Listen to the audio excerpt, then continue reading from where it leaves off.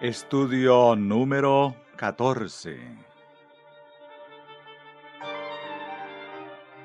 Hemos visto la manifestación de la mente natural, o mente carnal, en dos de sus formas, paganismo y papado. Pero actualmente existe otra forma de reciente aparición, otro mecanismo diseñado por el autor de la mente carnal, por medio del cual engañará a un sinnúmero de personas, si están desprovistas de la mente que hubo en Cristo. ¿A quién pertenece realmente la mente carnal? A Satanás, contesta la congregación. ¿De qué se ocupa la mente carnal? Del yo, contesta la congregación. En Satanás está el yo. En nosotros está el yo. Hemos visto cómo el paganismo declarado y desafiante, puso al yo en el lugar de Dios, haciéndolo igual a Dios, mediante su concepto de la inmortalidad natural del alma. Primera de Timoteo 6, 15 y 16. Hemos visto también cómo, cuando el cristianismo vino a este mundo, esa misma mente carnal tomó el nombre y la forma del cristianismo, viniendo a ser una falsificación del verdadero, y llamó justificación por la fe, a lo que en realidad era justificación por las obras, la misma mente carnal. Hablamos del papado, del misterio, de iniquidad.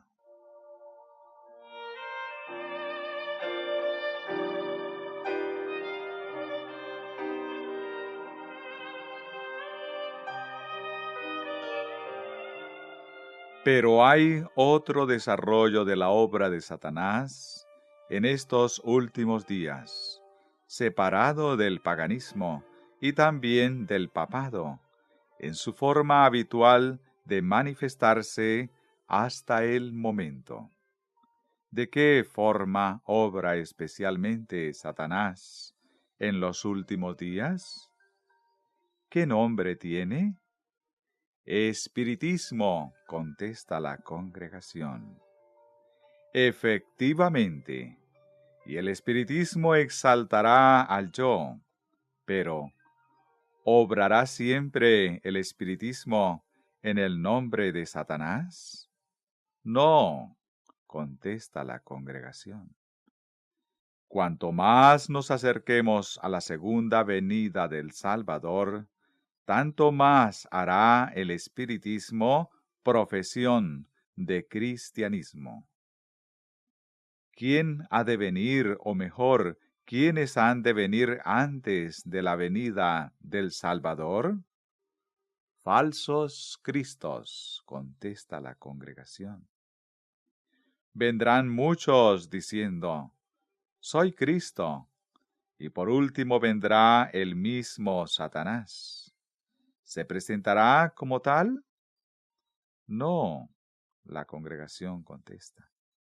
Se presentará como Cristo. Vendrá como Cristo. Se lo recibirá como a Cristo. Así pues, el pueblo de Dios ha de conocer de tal forma al Salvador, como para no aceptar ni recibir ninguna profesión del nombre de Cristo que no sea lo genuino y verdadero. Pero cuando el falso cristianismo se presente al mundo, cuando aparezca toda clase de falsos cristos, ¿de qué única forma podrá una persona estar segura? ¿Cómo podrá saber que son una falsificación? Solamente mediante aquel que es verdadero, solo teniendo la mente de Cristo.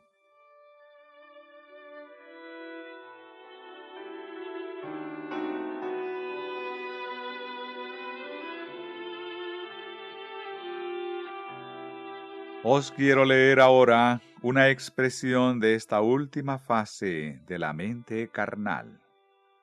Hemos leído ya acerca de las otras dos, la pagana y la papal.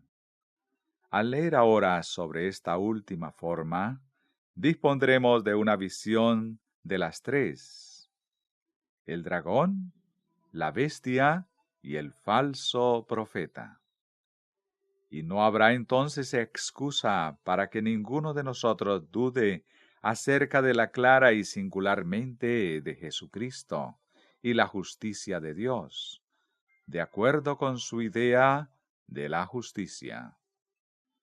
Cuando tenemos ante nosotros la expresión directa del camino de la falsedad en sus tres formas, incluso aún si no fuéramos capaces de comprender o ver plenamente lo verdadero, rechazaremos la falsedad y nos quedaremos con lo opuesto.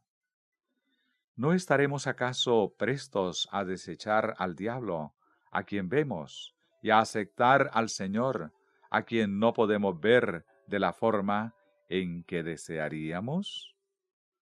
¿A quién preferiréis? Yo me quedo con el Señor a ojos cerrados, más bien que a Satanás, con los ojos abiertos.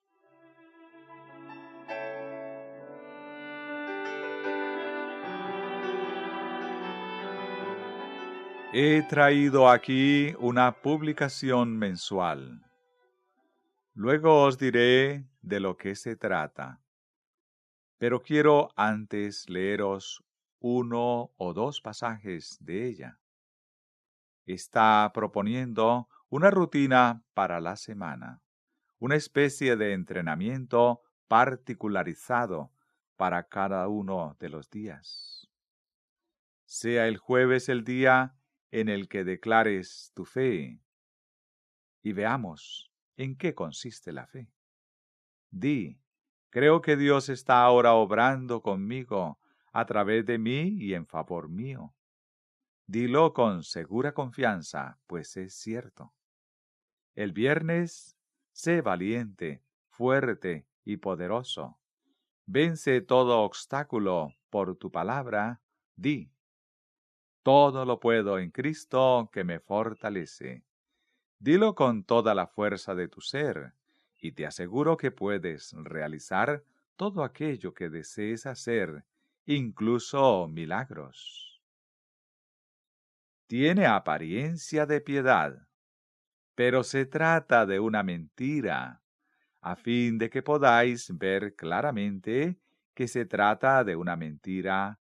Os leeré el ejercicio propuesto para los miércoles. Los miércoles utiliza las afirmaciones, no solamente las afirmaciones en la ciencia, afirma más bien todas las buenas cosas que hay en ti mismo.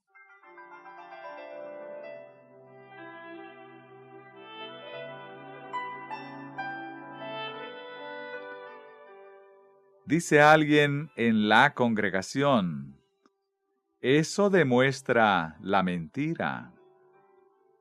¿Pero acaso no afirman que Dios está obrando en mí, por mí y para mí?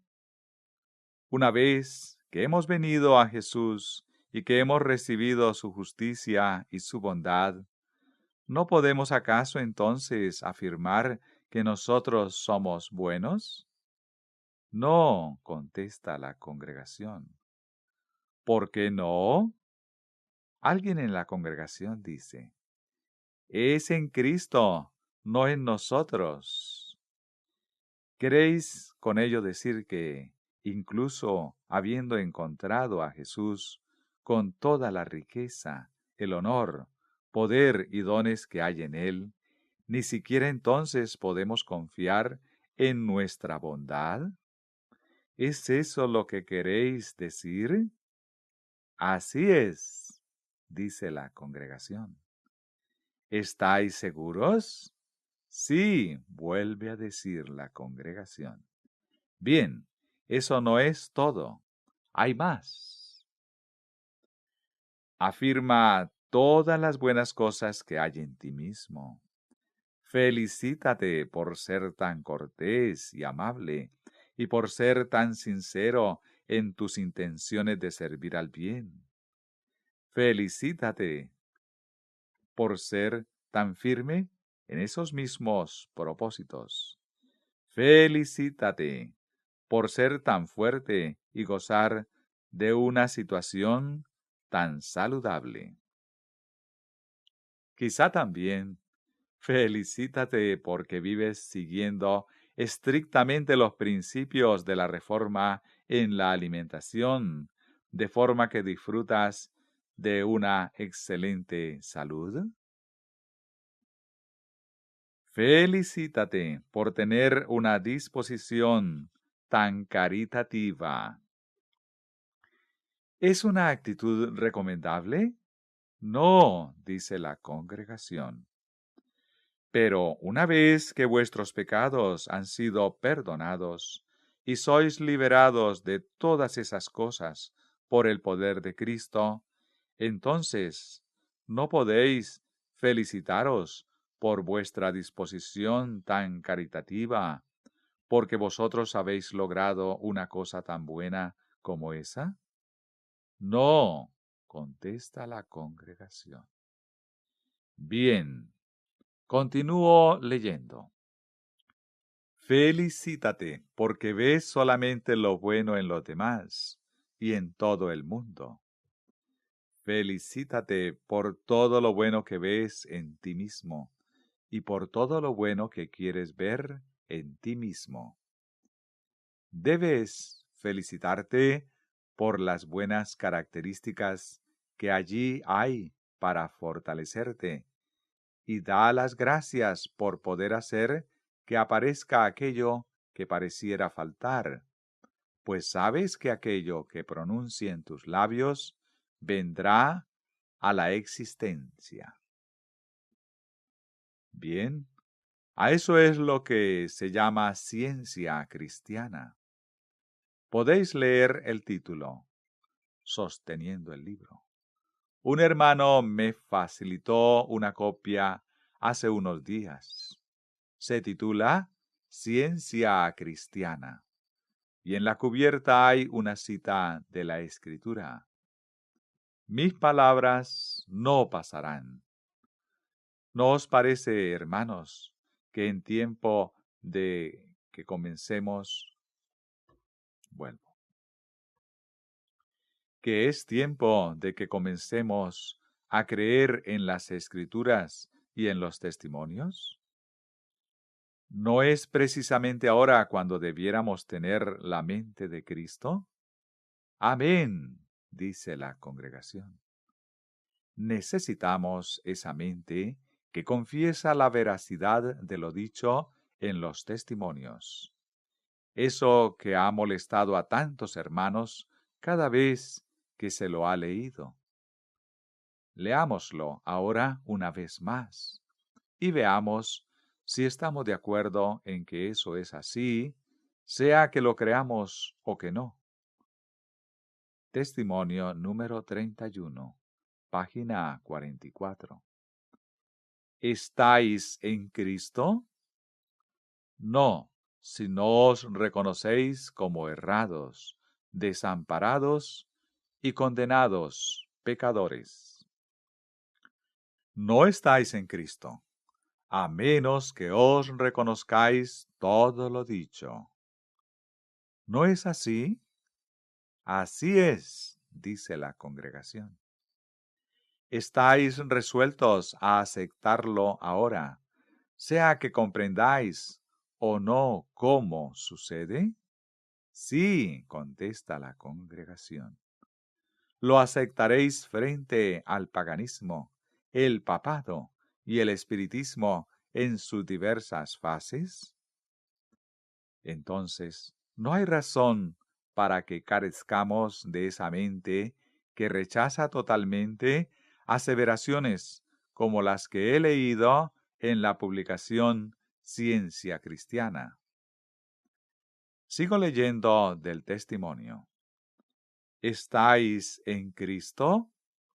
No, si no os reconocéis como errados, desamparados y condenados pecadores. No si estáis exaltando y glorificando al yo.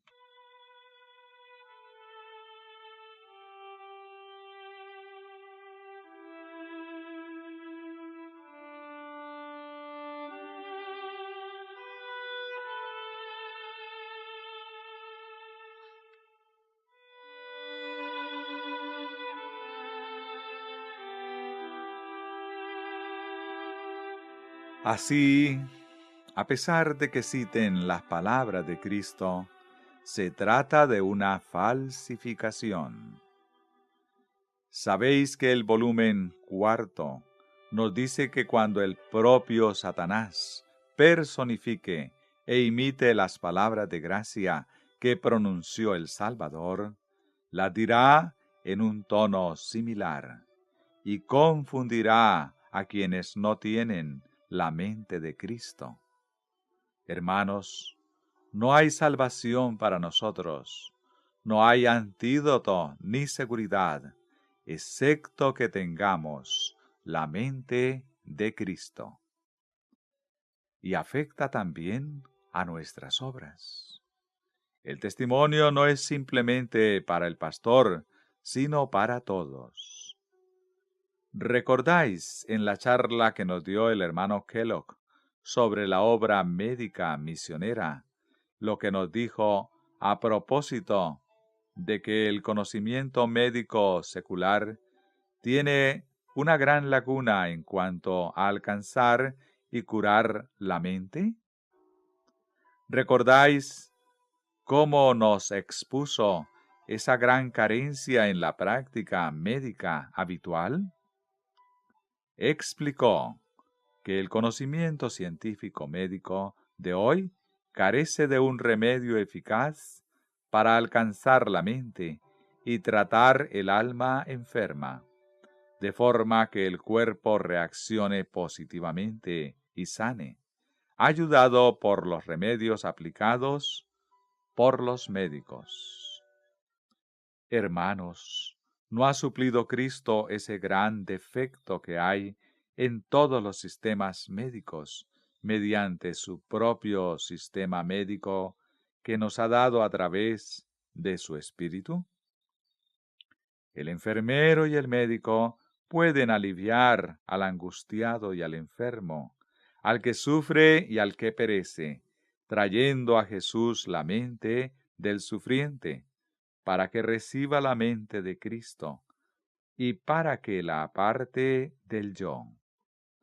Entonces, cuando el paciente logra el reposo, el médico puede avanzar en el cuidado de su cuerpo y tendrá un resultado saludable mientras que disfruta de las bendiciones y la paz de Jesucristo, así como de la mente de Cristo que Él da. Podéis ver cómo está presente en todo vuestro quehacer, manifestándose en todo lugar. No es la primera vez que el doctor nos lo expone. Pero en ese reconocimiento del defecto existente en el sistema médico, quiero que comprendáis que la mente de Cristo es lo único que puede suplir ese defecto. Sigo leyendo del testimonio. No estáis en Cristo si estáis exaltando y glorificando al yo.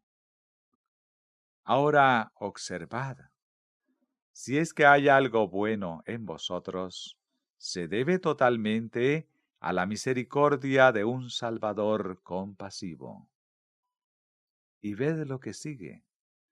Vuestro nacimiento, vuestra reputación, vuestra riqueza, vuestros talentos, vuestras virtudes, vuestra piedad, vuestra filantropía o cualquier otra cosa en vosotros o relacionada con vosotros, no formará un nexo de unión entre vuestra alma y Cristo.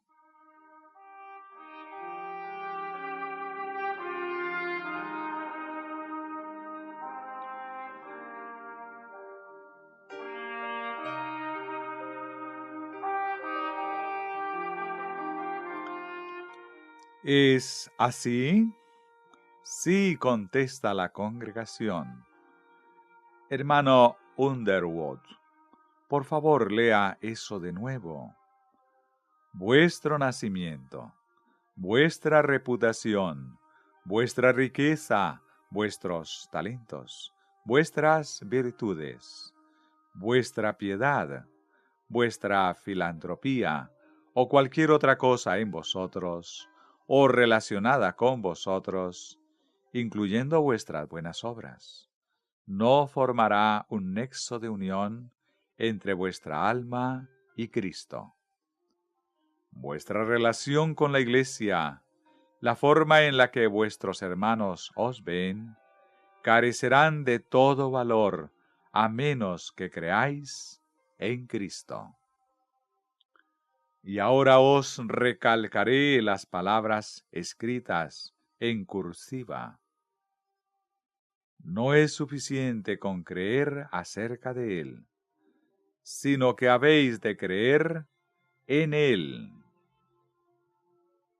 En Él. ¿Qué significado tiene?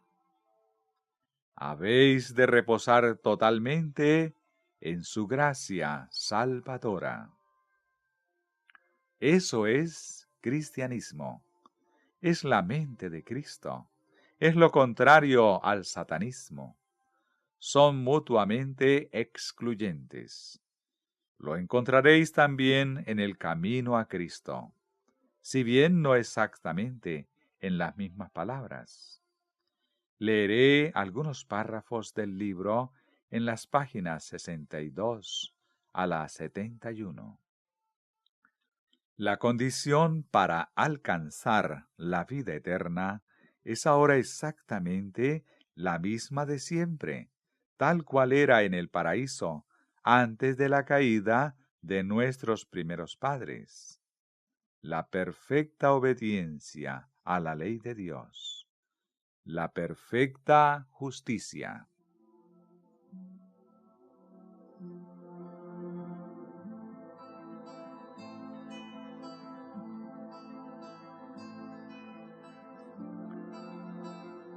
Si vosotros y yo no la tenemos, jamás alcanzaremos la vida eterna, ni ahora ni en ninguna ocasión posterior. Si no tenemos perfecta obediencia a la ley de Dios, desde nuestro primer suspiro hasta el último, entonces estamos desposeídos de la vida eterna. Pero tan ciertamente como tengamos perfecta obediencia a la ley de Dios, tenemos vida eterna ya desde ese mismo momento. Ahora bien, como ya he dicho, esa perfecta obediencia ha de extenderse desde el primer suspiro que dimos al nacer hasta el que estamos dando ahora y hasta el último que demos, aunque se tratara de miles de años en las profundidades de la eternidad futura. No pido que lo comprendáis. Creedlo y lo comprenderéis. Alguien pensará, quizá, ¿acaso no contradice eso lo que ha venido predicando anteriormente? No, no contradice lo que he venido predicando. Precisamente es lo que he venido predicando todo el tiempo, y lo ha venido predicando todo el que haya estado predicando el Evangelio. La condición para alcanzar la vida eterna es ahora exactamente la misma de siempre, tal cual era en el paraíso antes de la caída de nuestros primeros padres. la perfecta obediencia a la ley de Dios, la perfecta justicia. Si la vida eterna se concediera con alguna condición inferior a esta, peligraría la felicidad de todo el universo. No podemos obedecer perfectamente una ley santa. No tenemos justicia propia con que cumplir lo que la ley de Dios exige.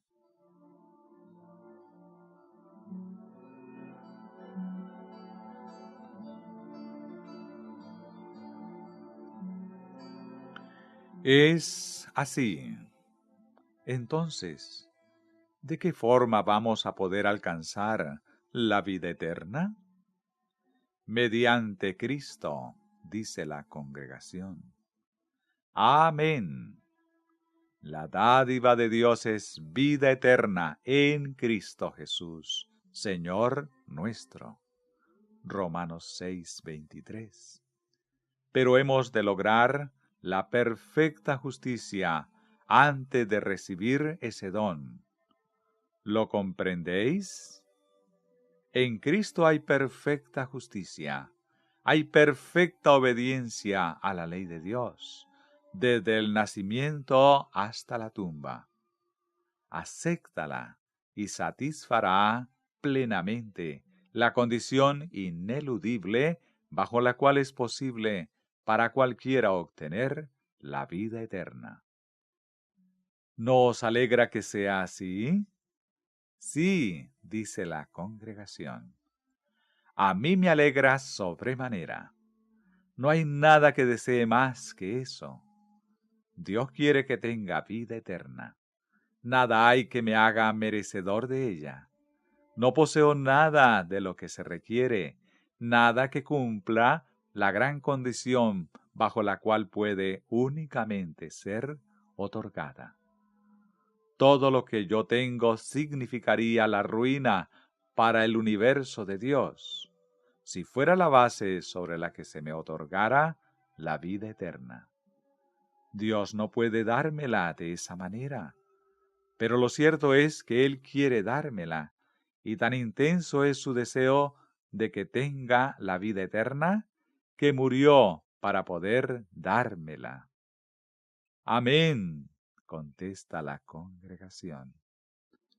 Podemos afirmar que es como si Dios, quien es amor, viniera y nos dijera: aquí, en Cristo, tenéis perfecta obediencia desde la primera respiración que disteis hasta la última.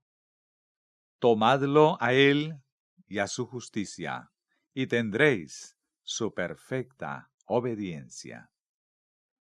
Esa es la condición. Alabado sea Dios.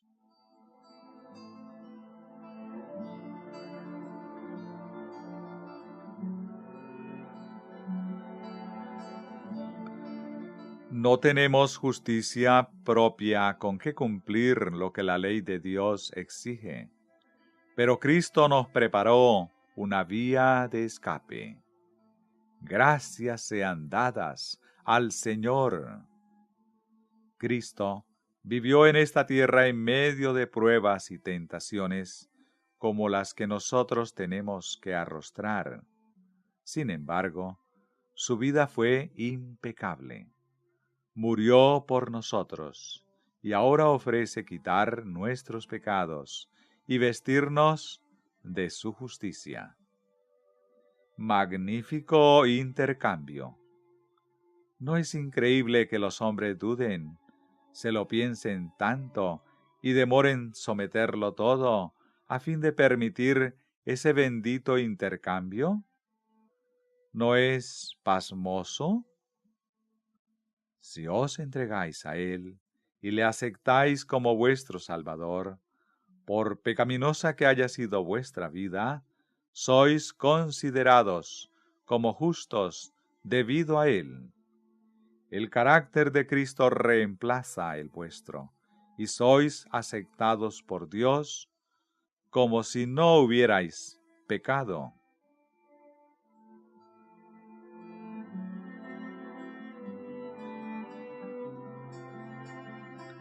Efectivamente, una vez que hemos procedido así, quedamos ante Dios como si nunca hubiésemos cometido un pecado en este mundo, como si hubiéramos sido ángeles todo el tiempo.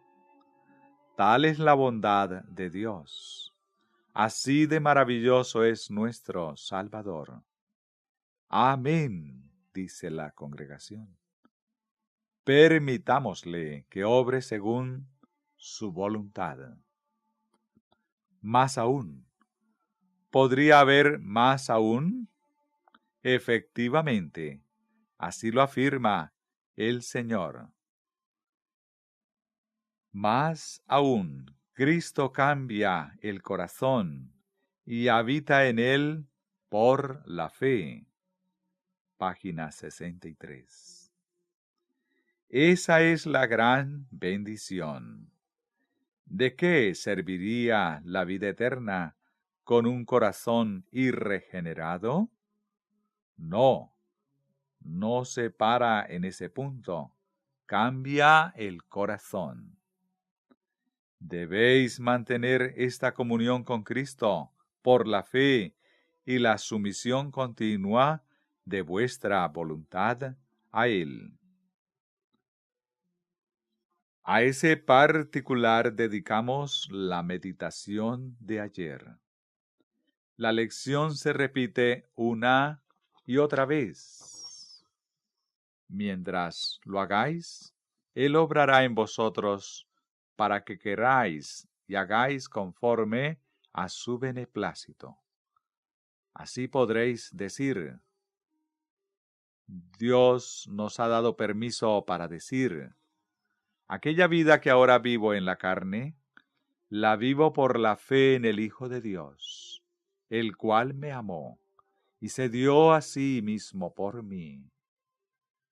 Así dijo el Señor Jesús a sus discípulos: no sois vosotros quienes habláis, sino el Espíritu de vuestro Padre que habla en vosotros. De modo que si Cristo obra en vosotros, manifestaréis el mismo Espíritu y haréis las mismas obras que Él.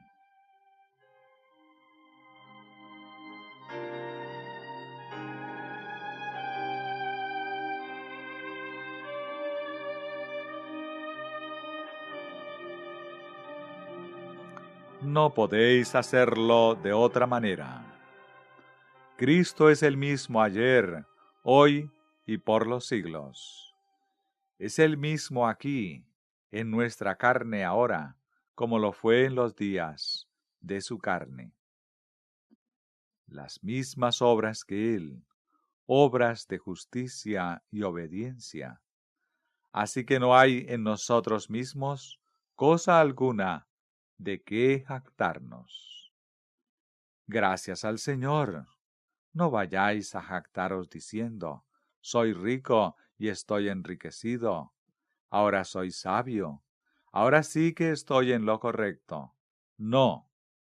¿Acaso no sería quien eso pretendiera la criatura más errada del universo? ¿Cabría concebir una situación peor que la suya? Aquel que estaba enteramente perdido y desamparado confesó, y el Señor tiene una compasión tan maravillosa como para darle todas las riquezas del universo. Tras haberlas recibido, la persona comienza a jactarse de lo bueno y digno que es. ¿Cabe imaginar una conducta más ofensiva hacia la bondad del Señor? El que se gloría, gloríese en el Señor. Segunda de Corintios 10:17. Amén, dice la congregación. Así que no hay en nosotros mismos cosa alguna de que jactarnos. No tenemos motivos para ensalzarnos. Aquel que recibe a Jesús tal como es, será siempre humilde. El recibir a Cristo por la fe hace humilde a la persona. Ahora bien, si no lo recibiera por la fe, sino que lo ganara, entonces sí tendría algo de qué jactarse.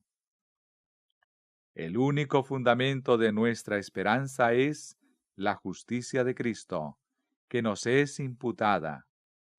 ¿Y qué pensáis que seguirá después del y? El único fundamento de nuestra esperanza es la justicia de Cristo, que nos es imputada, y la que produce su Espíritu, obrando en nosotros y por nosotros. El único terreno de nuestra esperanza es la justicia de Cristo, que nos es imputada, y la justicia que trae el Espíritu Santo en las obras que realizamos. Y el siguiente párrafo pone de relieve la diferencia entre la creencia satánica y la fe genuina, tal como hemos visto con anterioridad. Es un tema común. Cuanto más cerca estéis de Jesús, más imperfectos os reconoceréis, porque veréis tanto más claramente vuestros defectos a la luz del contraste de su perfecta naturaleza. Esta es una señal cierta de que los engaños de Satanás han perdido su poder. Páginas 64 y 65 del Camino a Cristo. ¿Cuál es, pues, la condición de aquel que comienza a considerarse a sí mismo con satisfacción por haber alcanzado una bondad encomiable y se felicita a sí mismo? Está siendo presa de los engaños de Satanás. Incluso si ha estado viviendo con el Señor 15 o 20 años, si comienza ahora a pensar que es bastante bueno, ¿cuál es la condición del tal? Cayó bajo el engaño de Satanás. Así de sencillo. Hubo un hombre que vivió con Jesucristo 30 años. En sus comienzos, en los primeros años de su vida con Cristo, dijo: con Cristo estoy juntamente crucificado, y ya no vivo yo, mas vive Cristo en mí. Y lo que ahora vivo en la carne, lo vivo en la fe del Hijo de Dios, el cual me amó y se entregó a sí mismo por mí. Gálatas 2:20. Unos 30 años después, próximo ya a su muerte, declaró: palabra fiel y digna de ser recibida por todos, que Cristo Jesús vino al mundo para salvar a los pecadores, de los cuales fui el primero. Congregación, soy el primero. No, Pablo había sido el primero. Congregación, no, soy el primero. Oh, no. Cuando Pablo era Saulo de Tarso, cuando perseguía a los santos, entonces sí que fue el principal de los pecadores. Contesta la congregación: no, soy el primero. Así es, exactamente. Cristo Jesús vino al mundo para salvar a los pecadores, de los cuales yo soy el primero. Primera de Timoteo 1:15. ¿Cuándo? Ahora, contesta la congregación. ¿Después de haber estado viviendo 30 años con Jesucristo? Sí, dice la congregación. Efectivamente, soy el primero. Pablo tenía una visión tan clara del Señor, de su santidad, de su perfecta pureza, que al mirarse a sí mismo, al verse a él separado de Cristo, se reconoció como el peor de todos los hombres. Eso es cristianismo. Esa es la mente de Cristo. Lo opuesto es la mente de Satanás.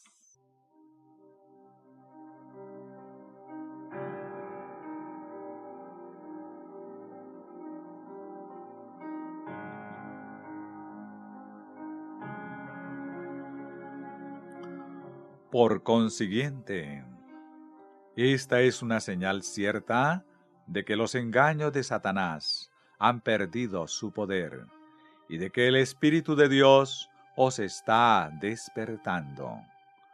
No puede haber amor profundo hacia el Señor Jesús en el corazón que no comprende su propia perversidad.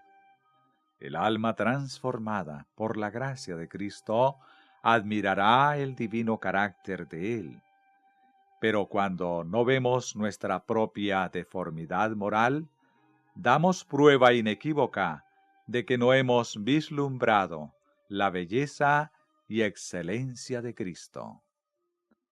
Eso es cristianismo, hermanos. Estudiemos ahora lo que declara la Biblia. ¿Qué os parece? Hermanos, nuestra situación es terrible en esta asamblea, en esta reunión, terrible. Lo dije ya en una ocasión anterior, pero me doy mayor cuenta ahora que entonces. No puedo evitarlo, hermanos. Ni uno solo de entre nosotros ha podido soñar cuál es el terrible destino que está en juego en los días en los que nos encontramos. Hermano Olsen dice, así es. Sí, hermanos, mientras que los días pasan, ¿está creciendo nuestro fervor por buscar a Dios? ¿O está más bien languideciendo? Las primeras lecciones, cuando comenzamos aquí, fueron frescas y nuevas. Trajeron la verdad en líneas claras y enérgicas, y pudimos ver su efecto. Fueron tocados los corazones, como se estremecen los árboles del monte a causa del viento. Isaías 7:2. Pero, hermanos, cesó la brisa. ¿Qué sucede ahora? Si nuestras impresiones, nuestro sentido de la necesidad, si nuestro fervor no está profundizándose, entonces hay motivo para que cada uno de nosotros nos preocupemos. No estoy refiriéndome a nosotros como una comunidad, simplemente de una forma general. La única forma en que podemos lograrlo es de forma individual. Si no lo estoy haciendo, si no lo estás haciendo, entonces algo anda mal.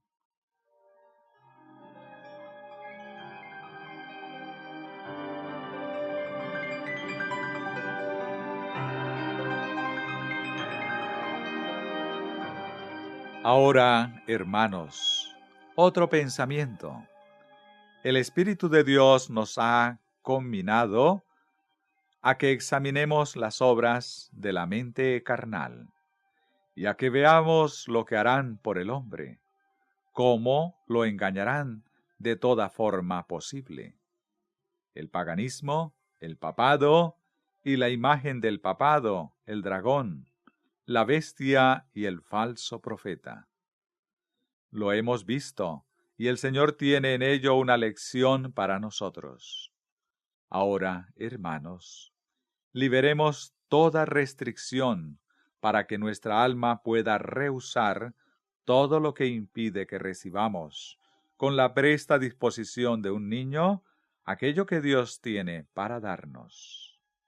Amén, dice la congregación. Permitamos que avancen el examen del corazón y la confesión del pecado. ¿Acaso no nos dice Jesús, sé, pues, celoso y arrepiéntete? ¿Qué significa ese pues causal? Es como decir, por lo tanto, sé celoso y arrepiéntete. Él, por lo tanto, obedece a las causas o razones que han sido expuestas previamente a esa disposición y que vamos a examinar.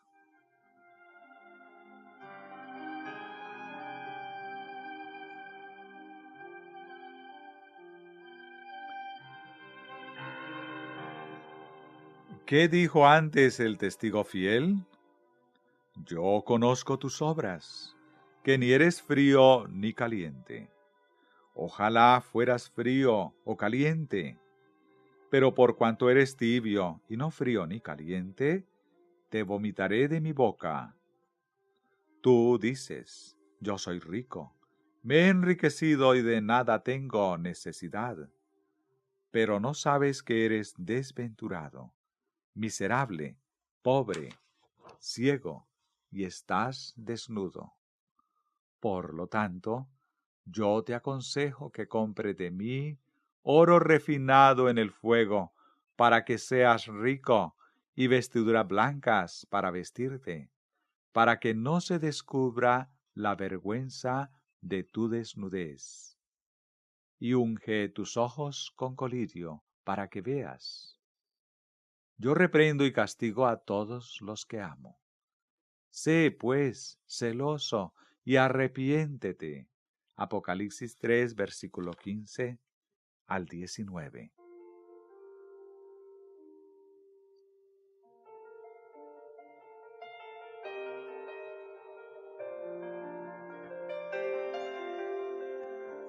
¿Cuánto abarca ese pues causal?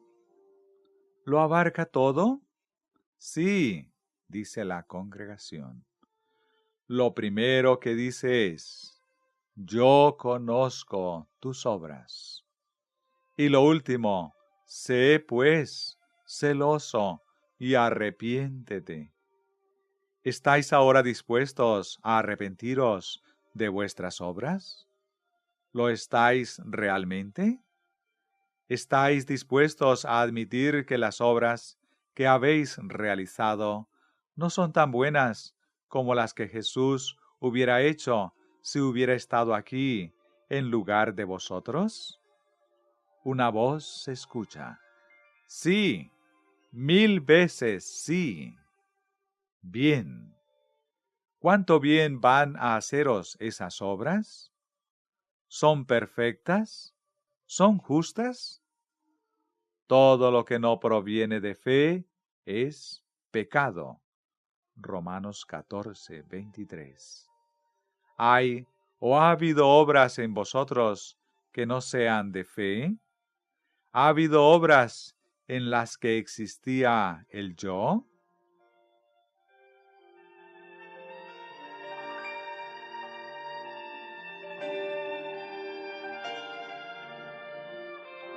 No olvidéis la vestidura que debemos comprar, habiendo sido confeccionada en el telar del cielo. No tiene ni una sola hebra de invención humana en ella. Por lo tanto, si vosotros y yo hemos incluido, aunque sea una sola hebra de nuestra propia invención, en esa vida que hemos profesado vivir en Cristo, hemos arruinado la vestidura. Hermanos, ¿podéis suponer que vosotros y yo hemos andado en los pasados 15 o 20 años de forma tan absolutamente perfecta como para no haber incluido nunca una hebra de invención humana en nuestros caracteres y en nuestro proceder? No, contesta la congregación. Así pues, podemos arrepentirnos por ello. ¿No os parece? Sí, dice la congregación. Quiero que reflexionéis en eso en esta noche. Y ahora, en los pocos minutos que nos restan, leamos unos pocos pasajes de las Escrituras. Isaías 59:6. Ese capítulo de Isaías está precedido por el 58. ¿Cuándo tiene su aplicación el capítulo 58? Ahora, contesta la congregación. Bien, entonces, ¿cuándo tiene su aplicación el capítulo 59? ¿700 años antes de Cristo o ahora? Ahora, contesta la congregación. Sus telas no servirán para vestir, ni de sus obras serán cubiertos. Sus obras son obras de iniquidad, y obra de rapiña está en sus manos.